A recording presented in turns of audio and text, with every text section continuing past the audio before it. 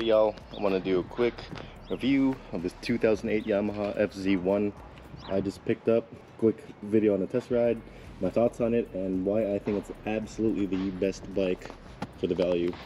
For those of you who watch my channel know I have the 21 Road Glide that's in there. I also have a 2022 Lowrider S that is currently at a buddy's house right now, so I don't have it. And so moving on to something like the FZ1 is different. If you've seen some of my videos before, you also know I had a ZX6R. Ninja was too uncomfortable, but I did want a faster sports bike type.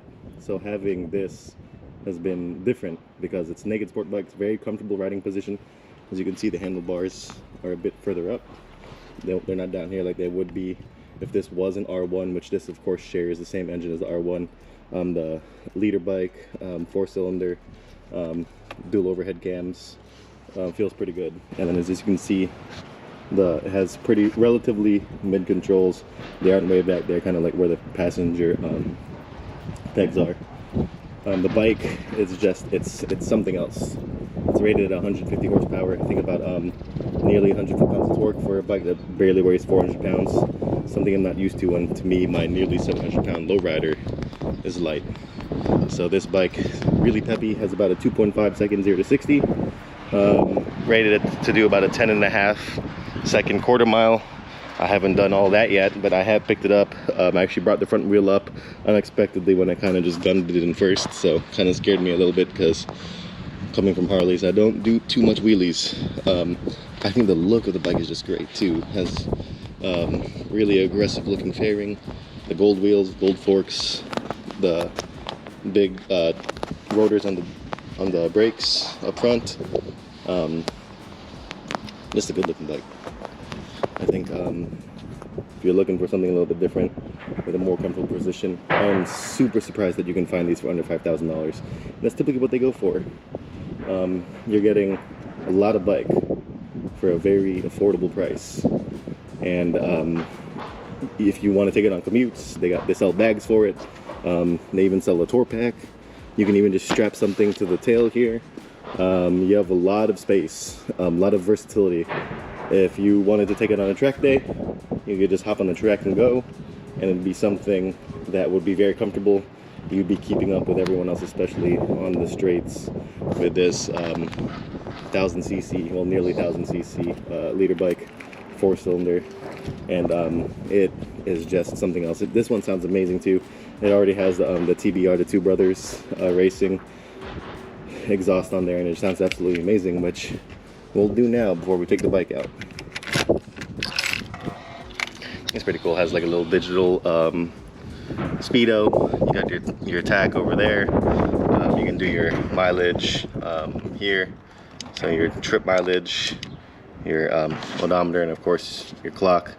Has a fuel gauge. It's not extremely accurate from what I've noticed, but you do have a fuel gauge on there, so you at least have a relative idea of your mileage. All right, let's get it started.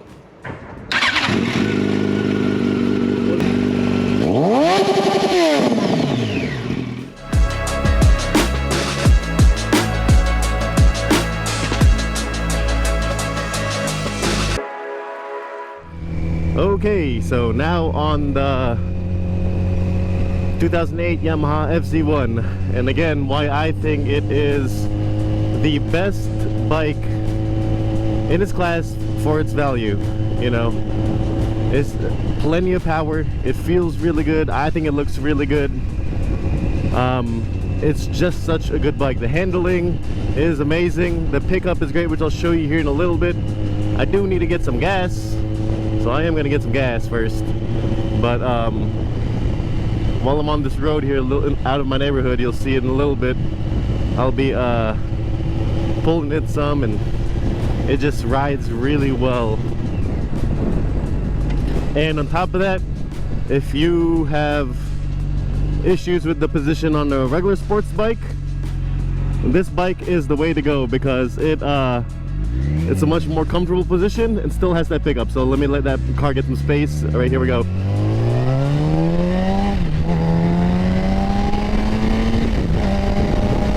Nice and comfy, no issues getting it up to speed.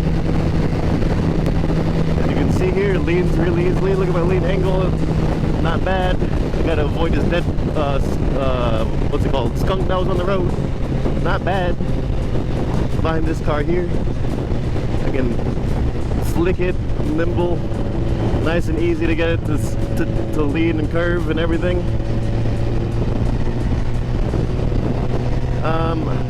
Yeah, one negative thing I'd say that just came to my mind is looking at this gas gauge. It's very inaccurate.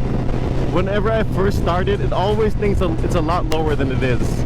But now I got 2 bars, so actually, instead of going straight to the gas station, I'm gonna run right over here to this parking lot so I can kind of show you how it operates on like U-turns and everything like that. I just realized I was probably talking really loud in the beginning because I'm playing music over my headphones right now, my headset in my helmet, and it was loud, so I was probably screaming over my music. It's very easy to just kind of like hunker down and get going. For example, like yesterday, I was on the road on the way home, very secluded highway. I was about 60 miles out, so 120-mile round trip, and I was in the far left lane going about between 90 and 95. That's kind of like the speed limit was like 80, I believe, and you know, I was just going a bit faster. A car comes up behind me going crazy fast, like I could see him coming, and I was like wondering if I was scared to get over, because if he tries to get over, I don't know what he would do. So I think this naturally what I did was I just hunkered down and ripped it, and quickly got to 150, and he was a tiny dot in my mirror. But yeah, here, so let me do a right hand U-turn real quick here. So each of these spots is about 8 feet. There we go. Not the greatest. Took me about almost 3 spots. Left hand in the lane here.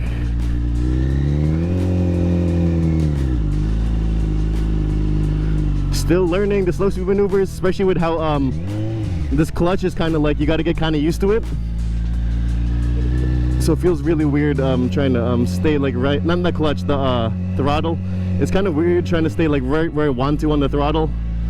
It's very sensitive at one spot and kind of just like starts ripping. But I can kind of control the speed with the rear brake, and of course just kind of being right in the spot where the clutch catches on the friction zone.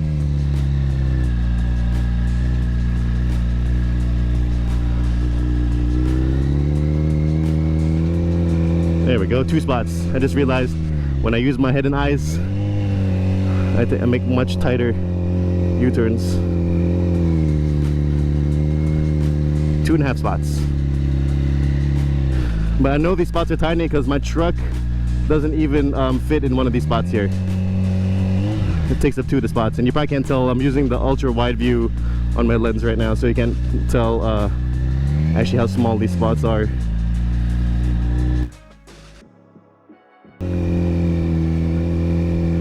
There we go. Feels good.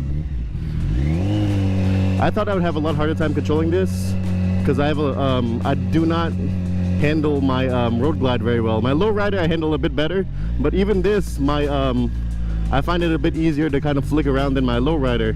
But I thought being in on a sports bike could be a lot harder, but the seating position on this is just amazing. You know, it makes it much easier. There we go, 2 spots exactly. So just about probably 18 feet if you kind of add in a little bit of what I went over a little bit on the start of the turn where I kind of leaned the other way a little bit. But yeah, really easy to kind of get this thing going. I think if you're looking for an affordable bike, you can get these easily for under $6 grand. Out the door, I got a really good deal. This was listed at $49.99 or $59.99. I got them to knock $1,000 off, and so with $1,000 off, it came out to after tax, tags, title, and everything. And tax in Maryland is crazy, but after all that, out the door, $5,700 for 2008 FZ1 with just about 26,000 miles on it. So feels really good. All right, let's head to the gas station. This road over here is closed, so I gotta go all the way around. Even though the gas station is kind of right over there to the right, I gotta go all the way this way.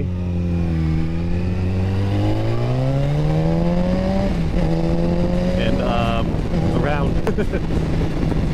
I could actually turn here.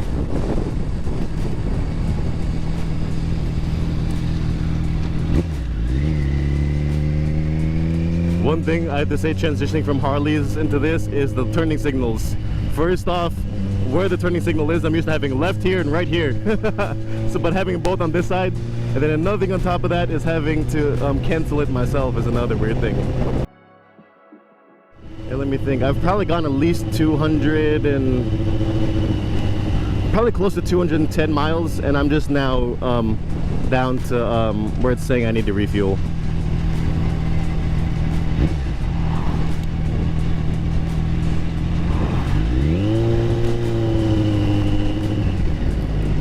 Pull in here, get some gas, and then I'll finish the rest of my video later.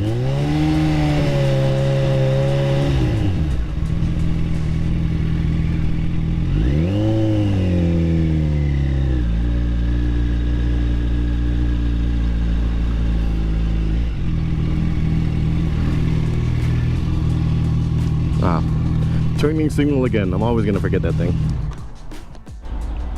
Alrighty, back at it. Full tank of gas, 14 bucks.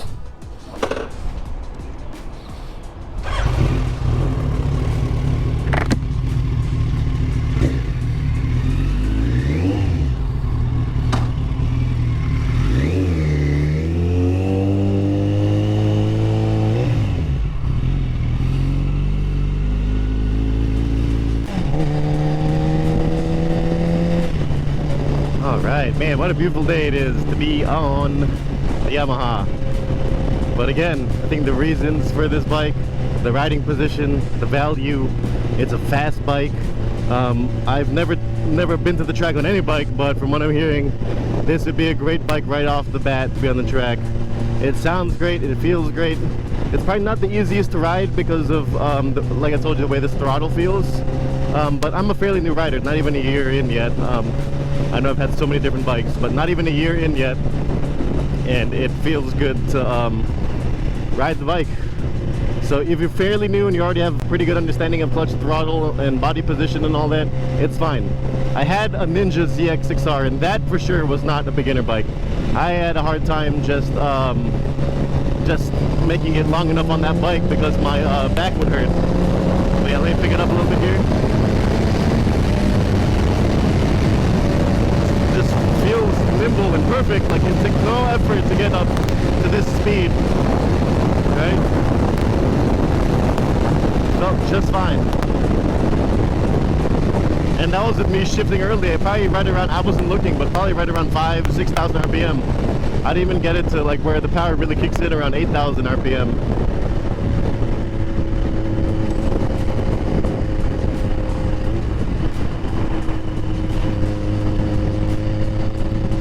I don't know why people who ride jet sport bikes have that idea about Harleys, who they won't wave at other riders. Regardless if I'm on my road glide, if I'm on my low rider, or on this, or if I'm on any of my other Ninjas that I've had. I know in the past 10 months I've had like 8 bikes, no joke. I'm down to 3 bikes though, so I'm staying with. But regardless who passes by on me, and they're on a bike, they're on less than 4 wheels, I'm giving them the wave. Even scooters. I used to ride mopeds actually, so that's where my 2-wheel experience started. But it just, like, when you have space and you can just move around on the bike, it just feels amazing to just kind of just push this thing around and go. Like, it has no issues moving. I don't see, I cannot believe the value you get on this bike. Let me pop a UE here and head back. But the value you get for this bike is just something else. It's unmatched.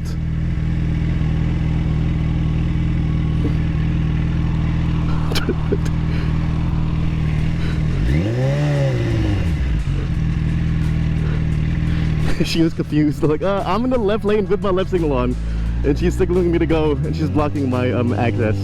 But yeah, the U-turn super easy. Hey, remember to turn off my up thing. But even if you get into this riding position like this, like a lot of people do, I can do that for a little bit without my back hurting, but it does make the wind kind of go like right over your head. It still has this really big tank where you can kind of get down and do that. I love the fact that your center of gravity on this still is your butt. It's not your stomach or your core like it is on the Ninja ZX6R, you know? There we go. Kawasaki buddy. See? Whoever passes by, I'll be happy to see him. I think it was a Kawasaki. Might have been a Suzuki, I don't know. They all look the same to me until I look at it. Now I can pick out like a R1 and an FZ1 out of a lineup because I've been doing a lot of research on these. For those of you who don't know, this is essentially an R1 engine. It's not identical, and of course in terms of the way it's tuned, the specific parts, and everything, but it is a 998 cc engine, so nice leader bike. Feels good to be on it. Very easy to ride. I'm gonna do one more route once I get past all this, and I'll probably won't do much talking through it. It is it's kind of like quiet country roads. It's very rare that there's even one other car out there, so hopefully when I get there, that looks good.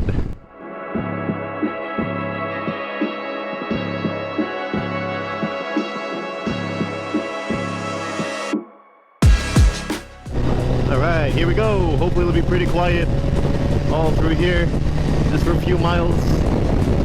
I'll do a bit of talking. I think a lot of it might just be scenery and riding. You can see nice little curves through here. Again, this is suggested at 20. Let me take it around 60. It's just nice and easy.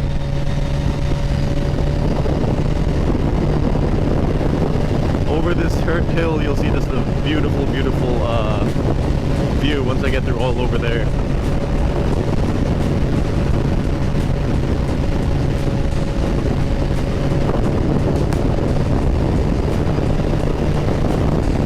Beautiful day for a bike, beautiful bike to be on.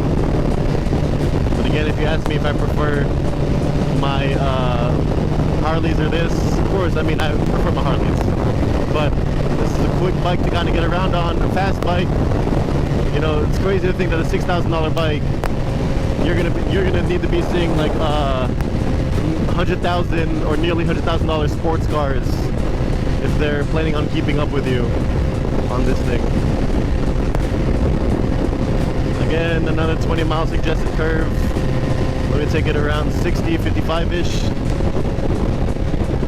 So again, it just leans in nicely under you like this. It feels beautiful, feels nice, feels good. And then you're on the straightaway. It's just something else. Just a beautiful, beautiful ride. It's awesome. So when I get to the end of this road, I can actually go another about 8 miles. So probably altogether 20 miles altogether to go to Big Circle. I'm actually going to go to left, which is a much smaller circle, only for about probably altogether 5 miles. So it'll be much quicker, maybe even only 4 miles. Look at that up there, man. It must be nice to live in a house way up there, kind of secluded.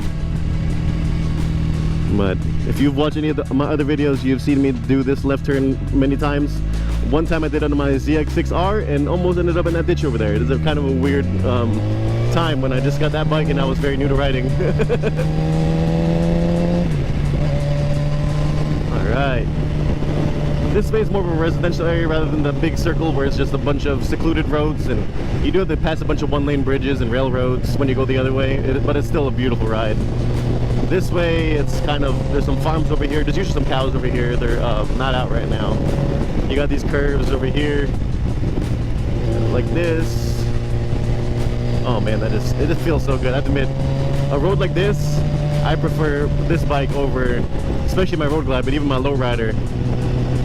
I prefer this bike. But of course, like yesterday when I went, you know, over 60 miles or about 60 miles on the interstate, there was there's certain points where I wished I was on the Road Glide.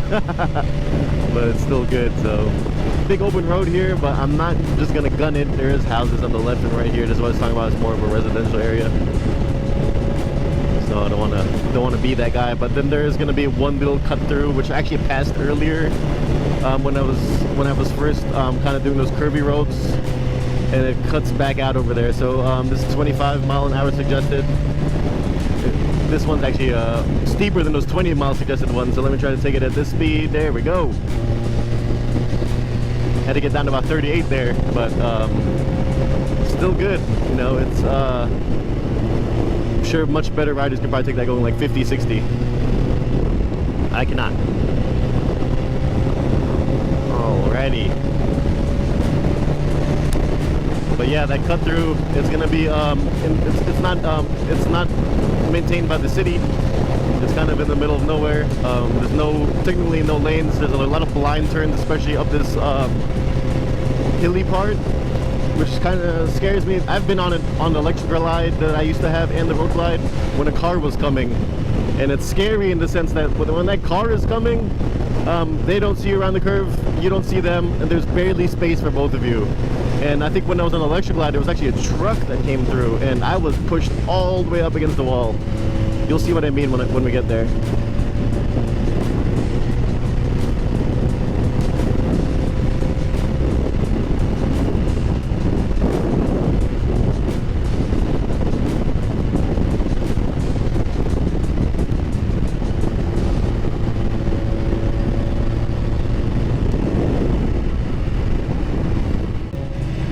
But as you see, it's a little bit messy, especially when it's wet out here. It forms a lot of puddles in random spots.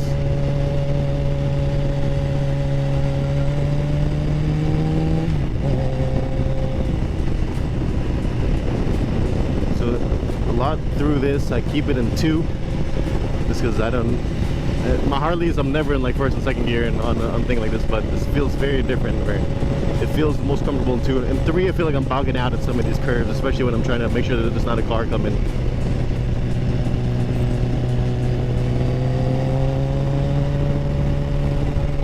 Oh, there's a car actually, but it's on the good part. So good thing I came when I came, because this is the part I'm talking about right here, right up ahead of me, where it's kind of fenced off on the right. Because if it wasn't fenced off on the right, it's just a big drop off. Ooh, all these broken road bumps, everything. But as you see here, you cannot see anything once this left-hand curve right here. If there's a car coming and they're taking up the whole lane, they're going to hit you. So always take it kind of cautiously through here, hugging the right a little bit. There we go, no one, thank God. There we go. As you can see, the dirt comes off this mountain over here a lot. Kind of leaves a lot of dirt and gravel on these grounds. So I take this left turn a little bit slow, even get into one a little bit, because I've spun out there a few times. And that's it. Nice little side road here. And it cuts back out to where I was earlier. Like I said, it's just one kind of like big circle. This is the small circle. The big circle goes the other way, where it goes into another town about 8 miles away. If you go on the interstate, it's about 10 miles. But if you go through those roads I go, there's about 8 miles. But then it circles all the way back around to here.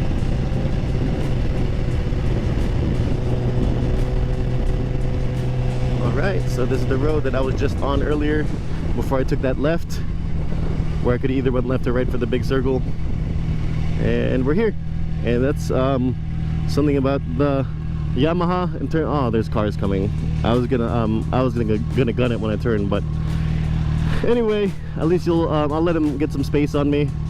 I'll pull out here to the right. There's another car over there. I'm gonna let him go too. Let them build up some space, and then I'll end this video with kind of a pull on this road here. So here we go, onto here, and turn off my signal. So let me kind of let it go and kind of pull the throttle a little bit.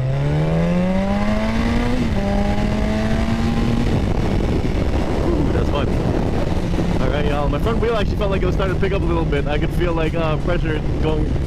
Felt like I had to slow it down a little bit to make sure that I didn't pick that front wheel up. I've never done a wheelie, and definitely would want to make sure I do some practice and some sort of things like that first before I just try and wheelie. Let me get around here. But yeah, hope you guys enjoyed this. If you're on the fence about getting an FZ1, or you already have one and you're wondering what other people think about it, and you watch this video, hopefully if you agree with me, let me know. If you're on the fence about getting one, you should get it. And if you have the financial means to do so, of course. I think it's an amazing bike.